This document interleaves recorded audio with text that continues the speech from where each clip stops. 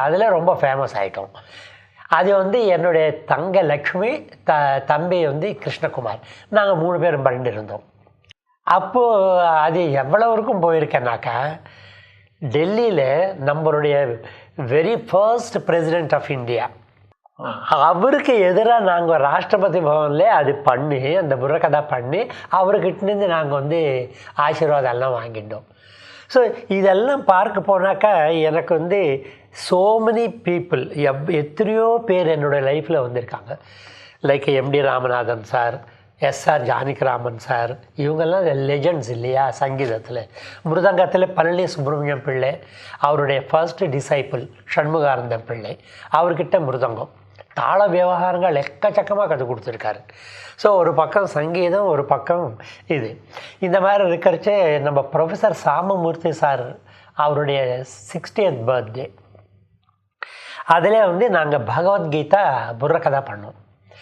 அது பார்த்துட்டு ருக்மிணி அம்மா வந்து என்னை கலாக்ஷேத்ரா கூப்பிட்டா, ஸ்காலர்ஷிப் கொடுத்தாங்க. கலாக்ஷேத்ராக்கு வாணி அப்படின்னாங்க. கலாக்ஷேத்ராவில் பரதநாட்டியம். அங்கே வந்து அத்தை வந்து கொரியோகிராஃப் பண்ணுறச்சே டான்ஸ் ட்ராமாஸ், அந்த டான்ஸ் ட்ராமாஸ் அத்தை கொரியோகிராஃப் பண்ணுறச்சே அதெல்லாம் நான் அப்சர்வ் பண்ணுறது. எனக்கு வந்து ஒரு பழக்கம் என்னன்னாக்கா, சின்னப்பிருந்து எல்லாமே கற்றுக்கணும். அது ஒரு டூ மச்சாக இருக்கலாம் அந்த ஆசை. பட் நான் என்ன பண்ண முடியும், அதுக்கு நான் ஒன்றும் பண்ண முடியாது. நல்ல விஷயம் தானே, நல்ல விஷயம் கற்றுக்கணும், எல்லாமே கற்றுக்கணும். இது வெறும் டான்ஸ் மாத்திரம் தெரிஞ்சிருந்தால் பிரயோஜனம் இல்லை. நம்மளுக்கு we have to learn so many things.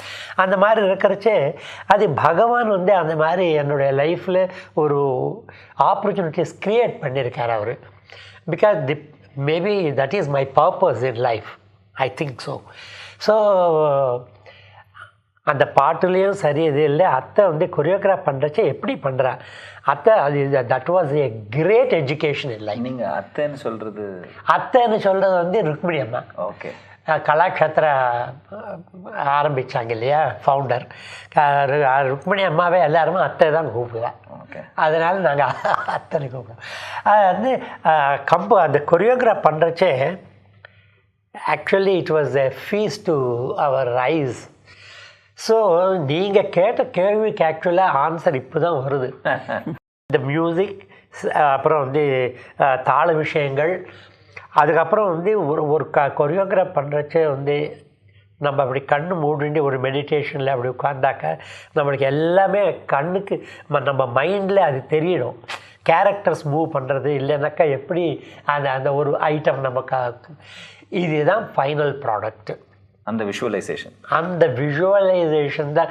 நீங்கள் ஒன்றுமே வந்து பாட்டுக்காக நீங்கள் உட்காந்து நொட்டேஷன் எழுதுறதோ, பாட்டு கம்போஸ் பண்ணி ஒரு 10 வாட்டி அடிச்சுட்டு சங்கதிகள் எல்லாம் மாறுறது, that is not composing in my view சொல்லிட்டுருக்கேன் நான்.